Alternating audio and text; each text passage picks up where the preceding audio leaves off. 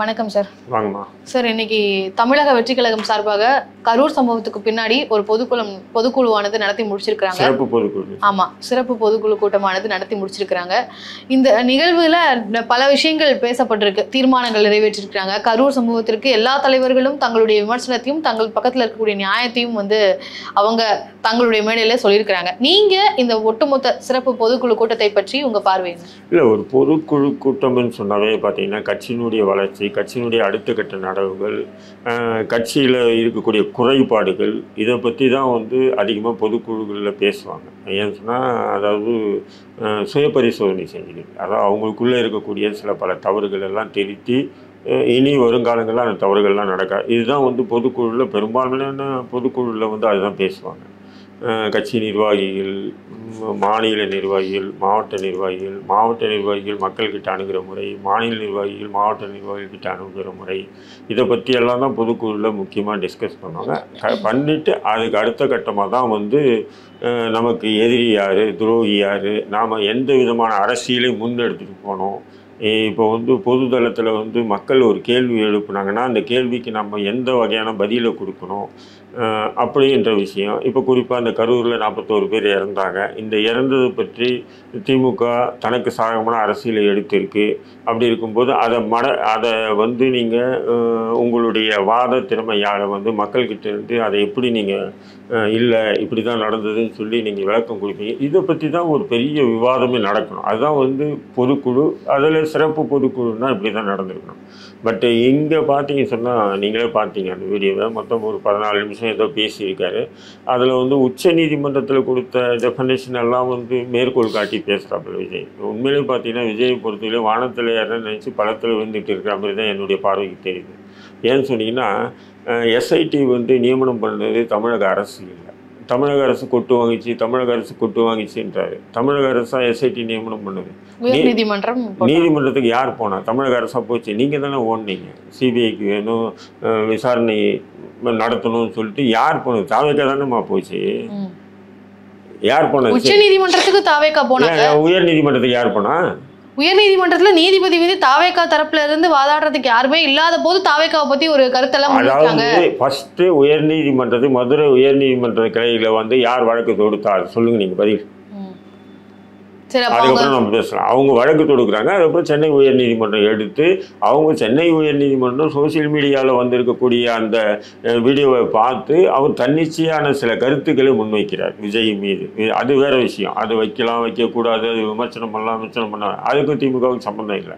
திமுக நமக்கு பிடிக்காது தான். ஆனால் திமுகவை தோல் உரிச்சு தொங்க போடும், அது வேற விஷயம். பட் இவர் பார்த்தீங்கன்னு சொன்னால், இவர் முதல்ல விஜய் பார்த்தீங்கன்னா அவனே சுய பரிசோதனை பண்ணாமல் தான் அங்கே பேசுறாப்ல. நீங்க சொன்னீங்க இல்லையா சார், இப்போ கரூர் சம்பவத்துல நடந்த பின்னாடி மாவட்ட செயலாளர் பலி கொடுத்துட்டாங்க, மாவட்ட செயலாளரை கைது செய்யட்டும், நான் தப்பிச்சுக்கணும்னு பொதுச் செயலாளர்லாம் நினைக்கிறாரு அப்படின்னு சொன்னீங்க. ஆனா மாவட்ட செயலாளரை நான் கை விடல அப்படின்றதுக்காக அங்க ஸ்டேஜ்ல ஒரு மொமெண்டம் கிரியேட் பண்ணாருன்றாங்களே. இல்ல, நாங்க என்ன சொல்றேன், கை விட்டோம் கை விடாம போட்டோம். ஒரு மாவட்ட இப்போ நான் ஒரு கட்சி வச்சிருக்கேன், சின்ன கட்சி தான். என் கட்சியில ஒரு மாவட்ட நிர்வாகிகளோ ஒரு மாநில நிர்வாகிகளோ ஏதோ ஒரு நிர்வாகி இது போல காவல்துறை கைது பண்ணிச்சின்னு சொன்னா, அந்த கைது அவர் சிறைக்கு போயிட்டு வந்திருக்காரு அப்படின்போது அவரை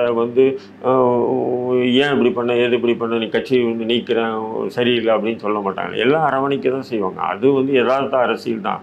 அதை உங்க ஊடகங்கள் தான் பெரிய ஊதி பெருசாக்குறீங்க. அதை பெருசாக்கல சார். மாவட்ட செயலாளரை இது பண்ணிட்டு புசியானந்த் அவர்களும் நிர்மல்குமார் அவர்களும் தப்பிக்க பாக்குறாங்க அப்படின்லாம் நிறைய கருத்துக்களை எதிர்கட்சி. நான் பாருங்க, என்னுடைய பேச்சு ஆரம்பத்திலிருந்து விஜய்க்கு மீது வைக்கக்கூடிய விமர்சனங்கள் சரியான முறையில் இருக்கும். நான் என்றைக்குமே மாவட்ட செயலாளர் பலி கொடுத்துட்டாங்க, இவங்க தப்பிக்கிறாங்க அப்படியெல்லாம் சொல்ல. நான் நேரடியாக விஜய் மீதே குற்றச்சாட்டு தொடர்ந்து வச்சுட்டே வரேன்.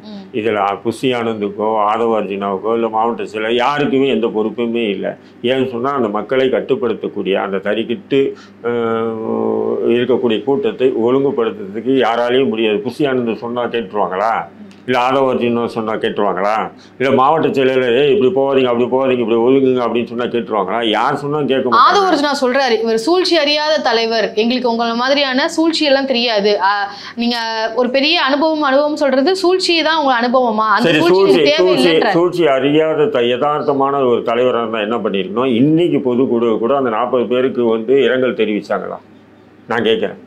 மீடியா எல்லாம் போய் நிற்குது, ஒரு சிறப்பு பொதுக்குழு நடக்குது, 40 பேர் இறந்தாங்க, அவங்களுக்காக நாங்கள் வந்து முதல் இரங்கல் தெரிவிக்கிறோம்னு சொல்லி மௌனமா இருந்தாங்களே. இப்போ அந்த தீர்மானத்துல கூட அந்த 41 பேருக்காக கரூர் சம்பவத்தை கண்டிச்சு தீர்மானம் எல்லாம் நான் என்ன சொல்றேன், அந்த கரூர் சம்பவத்தை கண்டிக்கிறேன்றீங்க. நீங்க 41 பேர் இறந்துருக்கான். இதுக்கு காரணம் வந்து நீங்க 1000 சாக்கு நீங்க சொல்றீங்க. எல்லாரும் வந்து சூழ்ச்சி பண்ணி அரசியல் பண்றாங்க. அனுபவம் இருக்கு, அனுபவம் எங்க தலைவருக்கு எதுவுமே இல்லை. தலைவருக்கு எதுவும் இல்லாமையா இப்ப 41 பேர் செத்ததுக்கு அரசின் மீது குற்றச்சாட்டு நீ தப்பிக்க பாக்குற?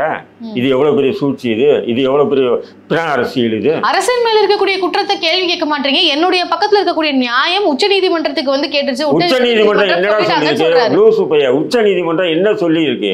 உயர் நீதிமன்றம் தனி பெஞ்ச் அமைச்சாங்க, எஸ்ஐடி, அது தவறுன்னு சொல்லி இருக்கு. அது எப்பவுமே நீங்க வந்து ஒரு கொலை வழக்கில் கூட இது அமர்வு நீதிமன்றம் கொடுக்கிற தீர்ப்பு உயர் நீதிமன்றம் கண்டிச்சு ரத்து பண்ணும். உயர் நீதிமன்றம் கொடுக்கிற தீர்ப்பு உச்ச நீதிமன்றம் ரத்து பண்ணும். உச்ச நீதிமன்றம் கொடுக்கிற தீர்ப்பை ஜனாதிபதி கூட ரத்து பண்ணுவாரு. நீதிமன்றத்தினுடைய பரிபாலனம் உங்களுக்கு தெரியாதா? நீதிமன்றத்தினுடைய வழிமுறைகள் தெரியாதா உனக்கு? நான் கேட்கிறேன். இது எப்பவுமே நடக்கிறது. ஏதோ இவர் வழக்கில் மட்டும்தான் வந்து உச்ச நீதிமன்றம் நானும் சொல்றேன், இவர் வழக்கில் மட்டும்தான் ஏதோ உச்ச நீதிமன்றம் வந்து அரசுக்கு எதிராக பேசிருக்கு. எத்தனை வழக்கில் பேசியிருக்கு உனக்கு தெரியுமா? உனக்கு அந்த சட்ட வழிமுறைகளே தெரியல. உங்களுக்கு தெரிஞ்சிருந்தா இன்னைக்கு வந்து சுப்ரீம் கோர்ட்ல பேசுனது வந்து வச்சுக்கிட்டு மேனபால வச்சுக்கிட்டு நீ பேச மாட்டே. நீ அங்க வன்மமான கருத்துக்களை முதலமைச்சர் பதிவு பண்ணாரு எங்களை நோக்கி அப்படின்றத சொல்றாரு. அதுக்கு நான் வந்து என்னுடைய பக்கத்துல நியாயத்தை சொல்றேன். உச்ச நீதிமன்றம் தான் சொல்றாங்களே, சட்டமன்றத்துல வைக்கிறாங்க, நீ மக்கள் மன்றத்துல வை. நீ இன்னவரையும் பிரசை சந்திக்கலையா? சட்டமன்றத்தில் சொன்னாங்கன்னு சொல்றீங்க. நீ என்ன பண்ணிருக்கணும்? உடனே பிரஸ் சந்திச்சு சட்டமன்றத்தில் வைக்கக்கூடிய இந்த குற்றச்சாட்டுகள்லாம் பொய்ன்னு சொல்லி பிரஸ் சொல்லிக்கணும். பொதுக்குழு பேசக்கூடாது. அதுதான் அவங்க கேட்கறாங்க சார். தாவேகாவினர் பிரஸ்ல சந்திக்கிறதா இருக்கட்டும், இல்ல பொதுக்குழுல ஏதாவது பேசணும்னு சொல்றதா இருக்கட்டும், எல்லாமே மறுபடியும் சொல்றேன். நீ பொதுக்குழுல பேசுற பேச்சு இது இல்ல. பொதுக்குழுல உன் கட்சி நிர்வாகத்தை பத்தி தான் பேசணும். நீ அது ஏன் நீங்க வந்து குறிப்பிடுறீங்க? என்னுடைய மேடையில நான் எதை பத்தி பேசணும்? கரூர் சம்பவம் என்னுடைய அதை பத்தி நான் பேசுறேன் அப்படின்றது சிறப்பு பொதுக்குழுன்னு வச்சிருக்க பேரு, அது சொல்லுங்க. சிறப்பு பொதுக்குழுன்றதுல அவங்க கட்சியிற்கு எதை கன்வே பண்ணணும்னு நினைக்கிறாங்க, மக்களுக்கு எதை கன்வே பண்ணணும்னு தாவேகா கட்சி விரும்புதோ அதை நாங்க பேசுறோம்ன்றாங்க சார் தாவேகா கட்சியினர். இப்ப நாங்க கரூர் சம்பவம் நடந்திருக்கு, அதுக்கு விளக்க உரை நீங்க கேக்குறீங்க, அதை நான் என்னுடைய மேடையில நான் பேசுறேன்றாரு. நான் அதான் சொல்றேன், நீ மேடை போடு, பேசி, இல்ல ஒரு வீடியோ வெளியிடு, ஒரு பிரஸ் செஞ்சு, அதெல்லாம் செஞ்சு ஒரு பொதுக்குழு நடக்கும் போது அந்த பொதுக்குழு கூட வந்து அங்க வந்து இருக்கக்கூடிய நபர்களை ஒரு பொய்யான கருத்து தான் நீ பரப்புற. நானும் சொல்கிறேன், திமுக மீது 1000 இல்லை 2000 விமர்சனங்கள் இருக்குது. அது வேறு விஷயம், தள்ளி வைங்க. இது நீதிமன்றம் ஒரு நீதிபதி அவர் சோசியல் மீடியாவில் வந்த விஷயங்கள்லாம் பார்த்து தானாக முன் வந்து அந்த வழக்கு எடுத்து கண்டித்து ஒரு எஸ்ஐடி நியமனம் பண்ணது. அது யார்? அது தமிழக அரசு மீது குற்றம் சொல்ல முடியுமா? அதை இந்த அடிப்படை அறிவு கூட விஜய்க்கு இல்லையா? ஆனால் சுப்ரீம் கோர்ட் அதான் அவர் சொல்கிறாரு, மீடியாக்கள்ல சுப்ரீம் கோர்ட் உயர்ந்த அதிகாரிகள் எதுக்காக வந்து மீடியா முன்னாடி இப்படி கருத்துக்கள் எல்லாம் முன் வச்சாங்க? இது ஏதோ வந்து பயாஸ்டா ஒரு பக்கம் சார்புடையதா இருக்கிற மாதிரி நீங்க ஓடி ஒளிஞ்சதுனால திமுக தனக்கு சாதகமான பிற அரசியலை பண்ணுது. அதுல எந்த மாற்று கருத்தும் இல்ல. இவங்க ஓடி போனதுனால இவங்க வந்து நீ அன்னைக்கு ஃபேஸ் பண்ணியிருந்தா திமுக அதை பண்ணிச்சுன்னு சொன்னா அதுதான் கவுண்டர், அதுதான் அரசியல்ன்றது. இப்ப ஓடியே போகலன்றத அவங்க சொல்றாங்க. நாங்க ஓடி போகாம என்ன பண்ணீங்க? என்ன பண்ணி இத்தனை 3 மாசம் 4 மாசமா என்ன வந்தீங்க? நான் கேட்கிறேன். ஏங்க நீங்கள் போய் ஓடி ஒழிஞ்சிட்டீங்க. உங்கள் எல்லாத்தையும் ஆதவ அர்ஜுனா, புஷி ஆனந்த் கேட்டால் வந்து கலைஞர் கைது பண்ணும்போது முதல்வர் ஓனரான்னு ஆதவ அர்ஜுனா பேசுகிறாப்புல. கலைஞர் கைது பண்ணும்போது ஓனரா ஓடலையா அது வேறு விஷயம் இருக்கட்டும். அது கிரிமினல் குற்றச்சாட்டம், காவல்துறை வந்து கைது பண்ணுது. உங்களை கைது பண்ண வரலையா? அதுக்கு முன்னாடி நீங்கள் ஓடிட்டீங்களே. அவர் எங்க சார் ஓடினாரு? நான் இங்க தான் இருக்கேன், அலுவலகத்துல தான் இருக்கேன், பரந்தூர்ல தான் இருக்கேன், பனையூர்ல தான் இருக்கேன் அப்படின்னா நேரடியா வீடியோவே வெளியிடுறாரு. ஓடிட்டாருன்னு சொல்றீங்க. முரண்பாடுகள் நிறைய இருக்கு. அவங்க வந்து என்ன சொல்றாங்க, கட்சி வந்து என்னைக்கு திமுக இது கருணாநிதி குடும்பத்துக்கு வந்ததோ அன்னிலிருந்து இப்படிதான் இருக்கு திமுகன்னு. அப்ப எந்த மயிருக்கு 2001 நீ திமுக ஆதரிச்ச? அதே மேடையில ஆதவ அர்ஜுனா பேசாம பாருங்க, எங்க தலைவர் வந்து சைக்கிள் ஓட்டி போய் காமிச்சாரு, நன்றி இல்லையான்னு கேட்கிறாரு. அப்ப எந்த மயிருக்கு நீங்க பண்ண? அப்புறம் அயோக்கியத்தனமான மக்கள் விரோத செயல்படக்கூடிய ஒரு எதிரில இருந்து பார்க்கும்போது எங்களுக்கு திமுக நல்லவங்களா தெரிஞ்சாங்கன்னு சொல்றாங்க. எப்படியா இது? நான் என்ன கேட்கிறேன், அப்போ நீ என்ன சொல்லணும்? அன்னிலிருந்து நீ கனெக்ட் விடக்கூடாது. இப்போ இருக்கக்கூடிய அரசியல் தான் பேசணும் திமுகவை பற்றி. நீ வந்து என்ன சொல்ற, அண்ணாவுக்கு பிறகு, அண்ணா மறைவுக்கு பிறகுன்னு பேசுறீங்க. அண்ணா மறைவுக்கு பிறகுன்னா அப்ப 2001 வந்து நீங்க எதுக்காக நீங்க ஆதரிச்சீங்க? இல்ல கலைஞரும் எங்களுக்கு பிடிக்கும் தான் அவங்க சொல்றாங்க. கலைஞர் எங்களுக்கு பிடிக்கும் தான் அதான் ஒரு அப்ப எந்த நீங்க அண்ணாவுக்கு பிறகு கட்சியை வந்து குடும்ப அரசியல் ஏன் சொன்னு பேசணும்? அதான் சார் கலைஞர் கிட்ட சில முரண்கள் இருக்கு.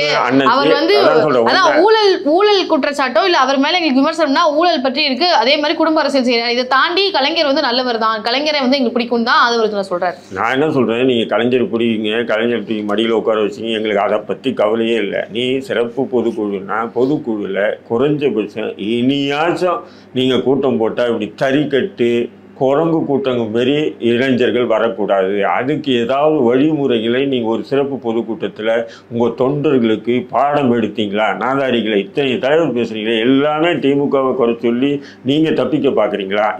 இதுதான் பெரிய ஒரு ஆபத்தான அரசியல் என்று நான் 41 பேர் இறந்ததுக்கு இன்ன வரையிலும் மனசார அவனுங்க வந்து எங்கள் தலைவர் வந்து 30 நாள் அழுதாருன்றான். எங்கள் குடும்பத்தில் இருந்து யார் இறந்தாலும் ஒரு 16 நாளைக்கு எங்களால் பேச முடியாது, அதுதான் எங்களுடைய துக்கம் தெரிவிக்கிறது அப்படின்னு அப்பா இதுதான் பயங்கரமான ஒரு சூழ்ச்சி அரசியல் என்று பாதிக்கப்பட்டு குத்துயிரமா கொலையுரமா கிடைக்கிறாங்க. அங்கே போகிறதுக்கு வக்கீல் இல்லை. அதுக்கு சாக்கு சொல்கிறதுக்கு நான் வந்து 30 நாள் 15 நாள் நாங்கள் துக்கம் அனுசரித்தோம். வீட்டுக்குள்ளே உட்காந்து ரூமுக்குள்ளே உட்காந்து இது ஒயின் பாட்டிலோடவா சொல்லுங்கள். சரி, இப்போ சீமான் அவர்களை வந்து பார்த்தீங்கன்னா அவர் எப்போவுமே விஜய் அவர்களை பற்றி பேசி தன்னுடைய நேரத்தை வந்து வேஸ்ட் பண்ணிட்டாரு. நீங்கள் தான் சொல்கிறீங்க விஜய் எல்லாம் எங்களுக்கு ஒரு போட்டியே இல்லைன்னு சொல்லக்கூடிய சீமான் அவர்கள் விஜய் அவர்களை பற்றி விமர்சனங்கள் வைக்காம திமுகவினுடைய ஆட்சியையோ இல்லை திமுகவை இப்போ விஜய் அவர்கள் வைக்கிற மாதிரி திமுகவை நோக்கில தன்னுடைய விமர்சனத்தை வைக்கணும். எதற்காக டைம் பண்ணி விஜய் அவர்கள்கிட்ட ஒரே ஒரு நிமிஷம் கேள்வி. ஆனால் இப்போ ஒரு 2 நாட்களுக்கு முன்னாடி நெல்லையில் ஒரு கருத்து கேட்பு இது கேள்வி பதில் நிகழ்வு நானும் போயிருந்தேன். அண்ணன் சீமான் நான் இப்படி உட்காந்துருக்கேன், அண்ணன் இப்படி உட்காந்துருக்கேன். ப்ரெஸ் மீட் நடக்குது. அந்த நிகழ்வு நடக்கிறதுக்கு முன்னாடி ப்ரெஸ் மீட் நடக்குது. அந்த ப்ரெஸ் மீட்டில் திமுகவை பற்றி அதிமுகவை பற்றி மற்ற தமிழக அரசியலை பற்றி எல்லாமே பொருளாக பேசுகிறாரு. அதில் ஒரு கேள்வி வந்து விஜயை பற்றி கேட்குறாங்க. அப்போ அது விஜய்க்கு பதில் சொல்லிவிட்டு அடுத்த இதுக்கு போயிட்டார் அவர். ஆனால் நீங்கள் என்ன பண்ணுறீங்க, ஊடகங்கள் அதை போட்டால் தான் ட்ரெண்ட் ஆகும். எதை போட்டால் விஜய் விஷயம் போட்டால் தான் ட்ரெண்ட் ஆகும்னு நீங்கள் அதை பெருசாக்குறீங்க. ஆனால் அன்றைக்கி அங்கே பேசின திமுகவை எதிர்ப்பு பேசினது முஸ்லீம் ஆயுள் தண்டனை சிறைவாசிகளை திமுக அரசு விடுதலை செய்கிறேன்னு சொல்லிட்டு விடுதலை செய்யாமல் சுமார் ஒரு 2 வருஷமாக பரோல் கொடுத்து மறுபடியும் அவங்கள தூக்கி சிறையில் போட்டுச்சு. இந்த விஷயம்லாம் பேசப்பட்டுட்டாங்க. இல்ல சீமானவர்கள் தமிழ் தேசியமும் திராவிடமும் 2 கண்ணு அப்படின்னு சொன்னதுனால ஒண்ணு அந்த பக்கம் கால்வை இல்ல இந்த பக்கம் கால்வை இல்ல நடுவுல நிக்காது அப்படின்ற மாதிரி சீமானவர்கள் பயங்கரமா விமர்சனம் பண்ணதுல இருந்துதான் விஜய் அவர்களை பத்தின கேள்வி சீமானவர்கள் கிட்ட எழுப்புறாங்க. அப்போ அதுக்கு முன்னாடி விஜய் அரசியலுக்கு வரதுக்கு முன்னாடியே சீமானவர்கள் தான் என் தம்பி வராருன்னு சொல்லி மேடைகள் எல்லாம் பதிவு பண்றாரு. அப்போ அப்படி சொல்றவர்கிட்ட விஜய் அவர்கள் பத்திய கேள்வி வைக்காம எப்படி இருப்பாங்க? இல்ல நானும் சொல்றேன், சீமானுடைய கோட்பாட்டு கொள்கை தமிழ் தேசிய சித்தாந்தம் 15 ஆண்டுகளாக வந்து ஒரு கட்டமைப்பை உருவாக்கியிருக்கு. அதுக்கு முன்னாடி நீ சின்ன குழந்தை, நீ உனக்கு தெரியாது சுவேதாக்கு. ஏன்னு சொன்னால் அதுக்கு முன்னாடி தமிழ் தேசியம்னு சொன்னால் இது போன்ற அரங்கத்தில் திருட்டுத்தனமாக மறைவாக நடத்தின நிலை இருந்தது. தமிழ் தேசிய சித்தாந்தவாதிகள் ஒன்று கூடி பேசுறதுக்காக. இன்னைக்கு பொது அரசியலில் இனி யார் வேணாலும் மேடை போடலாம், யார் வேணாலும் தமிழ் தேசியத்தை உறக்க பேசலாம் அப்படின்ற ஒரு நிலையை உருவாக்கி நீ களமாடுறது சீமான் மட்டும்தான். சரி நீங்க ஏன் சொல்றீங்க அப்படிப்பட்ட நிலையை உருவாக்குனது விஜய் அவர்கள்கிட்ட ஏன் டைம்? அதான் சொல்ல வரேன். அப்படி ஒரு அப்போ தமிழ் தேசியத்தை வந்து தன்னுடைய கொள்கை மூச்சா ஒரு கட்டமைப்பை உருவாக்கிட்டு வர்றாரு 15 வருஷமா அவரு. அப்படி இருக்கும்போது அப்போ திராவிடம் தமிழுக்கு எதிரி அப்படின்றாரு. திராவிடம் என்பது ஆரியம் அப்படின்றது அவருடைய வாதம். யாரு? சீமானுடைய வாதம். அது அப்படியே இருக்கட்டும். அப்படி இருக்கும்போது இவர் திடீர்னு கட்சி ஆரம்பிக்கிறாரு, வரவேற்கிறாரு, வரணும் அரசியலுக்குன்றாரு, தம்பி வரணும்னு சொல்றாரு. திடீர்னு ஆரம்பிச்சவர் ஒன்றும் தமிழ் தேசியம்னு சொல்லி கட்சி ஆரம்பிச்சிருக்கலாம், அல்லது திராவிடம்னு ஆரம்பிச்சிருக்கலாம், இல்லை தமிழ் தேசியம் திராவிடமெல்லாம் மனிதம் அப்படின்ற எல்லாருக்குமான அரசியல் கட்சின்னு சொல்லிட்டு நீ ஆரம்பிச்சிருக்கலாம். அதை விட்டுட்டு ஒரு பக்கம் திராவிடமும் இன்னொரு பக்கம் தமிழ் தேசியம், ரெண்டும் ஒன்று தான் அப்படின்ற மாதிரி நீ ஒரு கட்சியை ஆரம்பிக்கிற கொள்கை திட்டத்தை ஆரம்பிக்கும் போது அது சீமானுடைய இத்தனை நாளாக கஷ்டப்பட்டு கட்டமைச்சிருக்கக்கூடிய அந்த தமிழ் தேசிய சிந்தாந்தத்தை சமட்டி அடிக்கிற மாதிரி இருக்கு. அப்படிங்கும் போது அதை அவர் எதிர்க்க தான் செய்வார். ஏன் எதிர்க்கிறாருன்னு கேட்குறீங்களா? பேசப்பட்ட ஒரு அரசியலை விஜய் அவர்கள் பேசின உடனே இவ்வளவு பேர் கூடுறாங்களே, இவ்வளவு இளைஞர்களுடைய வாக்கு அவருக்கு போகுதே அப்படின்ற ஒரு பயத்துல தான் திருப்பி பேசுறாரு. நீங்க மறுபடியும் விஜய்க்கு இவ்வளவு கூடுறாங்க, இவ்வளவு வாக்குகள் போகும். இல்ல அவங்களும் அதான் சொல்றாங்க. ஆதவர்ஜி நான் சொல்லட்டும், யாருன்னா சொல்லட்டும், உண்மையிலே இவங்க கிட்ட குரங்கு கிட்ட கிடைச்ச பூமாலை மாதிரி விஜய் கிடைச்சிட்டான். அப்படிதான் நான் பாக்குறேன். இல்ல இவங்களுக்கு என்னன்னு சொன்னா, குரங்கு தான் மாலையை தான் கருத்திலையும் போட்டுக்க, அதாவது பிச்சு பிடுங்கி நாசமாக்கி விடும்பாரு. அதுதான் நடக்க போகுது. ஏன்னு சொன்னீங்கன்னா ஒரு அதாவது சீமானுடைய கருத்தியல் முரண்படும் போது அவர் கருத்து சீமானன் விஜய் எதிர்க்க வேண்டிய நிலைக்கு தள்ளப்படுறார். இவ்வளோ ஏன் 2012 நான் விஜயை எதிர்த்து வரேன், திரைப்படங்களை முஸ்லீம்களை தீவிரவாதி பயங்கரவாதியாக காட்டு வராருன்ட்டு. அப்போது சில பல இடங்களில் சீமானனை என்னையை கூப்பிட்டு, அண்ணன் தயவு செய்து தவிர்த்திங்க, அவன் ரொம்ப நல்லவனே. யார் சொன்னது? சீமானே சொன்னாங்க.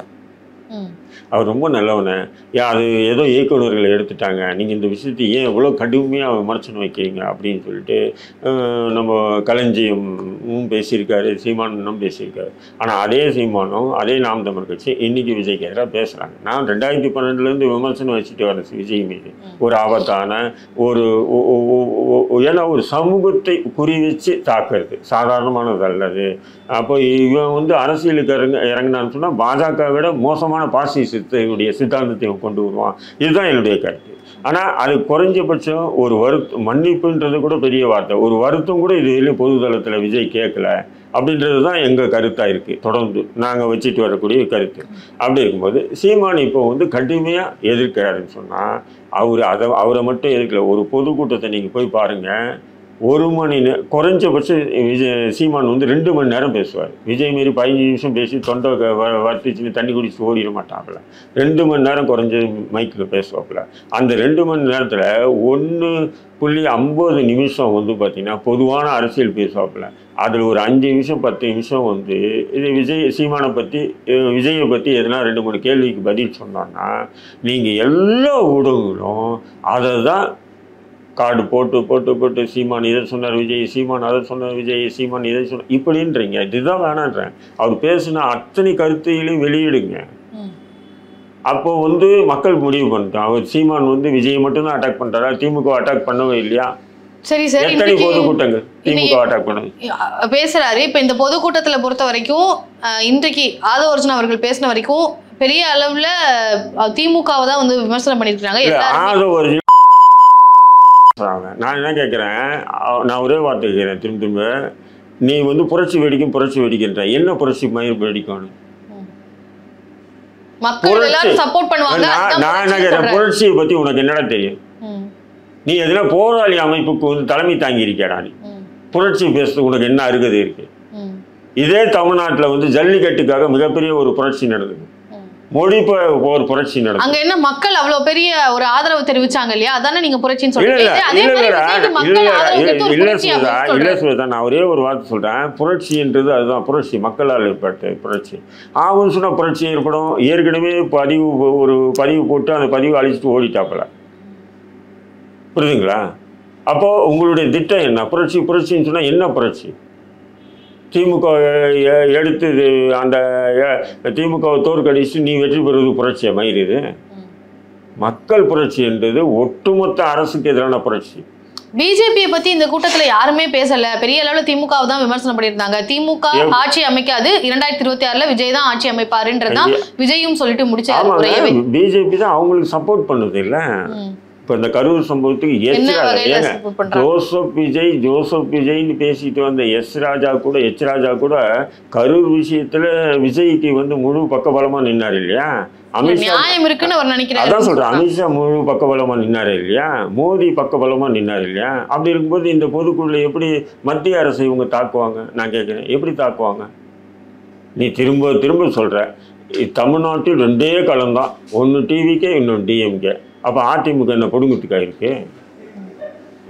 சொல்லுட, சுமார் 70-75 எம்எல்ஏக்களோட இருக்காங்களா இல்லையா எதிர்கட்சியா? அப்போ நீ என்ன நெரேட்டிவை செட் பண்ற? நீ எனக்கு ஒன்றும் புரியலையே. ஆனா எங்களுக்கு 20% வாக்கு இருக்கு, நாங்க தான் அடுத்தது அப்படின்றதானே அவங்க சொல்ல வரக்கூடிய கருத்து. நான் என்ன சொல்றேன், வாக்கு இருக்கலாம், இல்லாம போகலாம், நீ வா நில்லு, வெற்றி பெறாம போ, அதை பத்தி கவலையே இல்லை. நான் இப்போ யார் வேணாலும் தேர்தலை களத்தை சந்திக்கலாம். அரசியல் என்பது சாக்கடைன்னு சொல்லி அன்னைக்கு அண்ணா சொல்லிட்டு போயிட்டாரு. சாக்கடைக்குள்ள யார் வேணாலும் போகலாம், எதுவும் தவறு இல்லை. ஆனால் அதுக்கு முன்னாடி உன்னுடைய பில்டப் இருக்குது பார்த்தீங்களா. இன்றைக்கி கூட பொதுக்குழுவில் நான் என்ன எதிர்பார்த்தேன்னு சொன்னால், அந்த 41 பேர் இறந்துட்டாங்க. இந்த இறந்ததை நாம் சில பல விஷயங்களை திமுக அரசு மீது குற்றச்சாட்டை வச்சிடறோம். ஆனாலும் இந்த தவறுகளில் நம்மக்கிட்டே இருக்குது. இப்படி வெளிப்படையான பேச்சு, நம்மக்கிட்டே சில தவறுகள் இருக்குது. தறிக்கட்டு, அதாவது ஒரு ஒழுக்கம் இல்லாமல், ஒரு ஒழுங்கு முறை இல்லாமல் தறிக்கட்டு இளைஞர்கள் என்னை பார்க்கணுன்ற வெறியில் இப்படி நடந்தது. அப்பாவி இளைஞர்கள் செத்தாங்க, அப்பாவி குழந்தைகள் செத்தாங்க, அப்பாவி பெண்கள் செத்தாங்க. இதுக்கு காரணம் அரசின் குற்றஞ்சாட்டி நம்ம தப்பிக்கிறதோட நம்ம மனசாட்சி இருக்குது. நாளைக்கு நம்ம இறைவன்கிட்ட பதில் சொல்லணும். ஆகையினால இனி வருங்காலங்களில் இது போன்று நீங்கள் தறிக்கட்டு, அது விஜயுடைய ரசிகர்கள்னா ஒரு ஒழுக்கம் இருக்கணும், ஒரு எப்படி ஒரு இராணுவ எப்படி ஒரு கட்டமைக்க சொல்லிட்டாருன்னா ஒரு நல்ல தலைவர்னு ஒத்துப்பீங்களா? இல்லைன்னா அதுதான் ஒரு வழிநாட்டு ஒரு பொதுக்குழுவில் இளைஞர்களை வழிபடுத்துமா.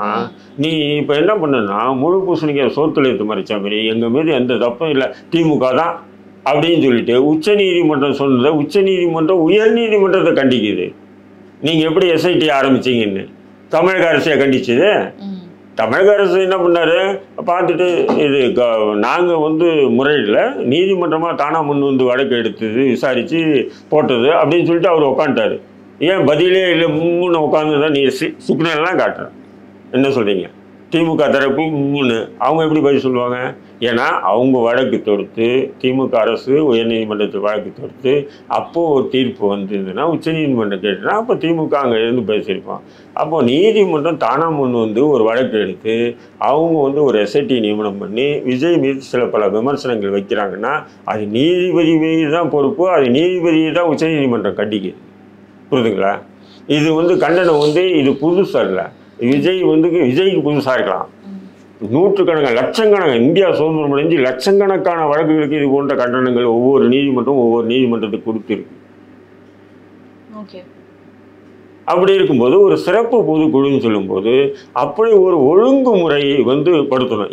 இதுக்கு முன்னாடி எப்படியோ இனி இப்படி தான் நடக்கணும்.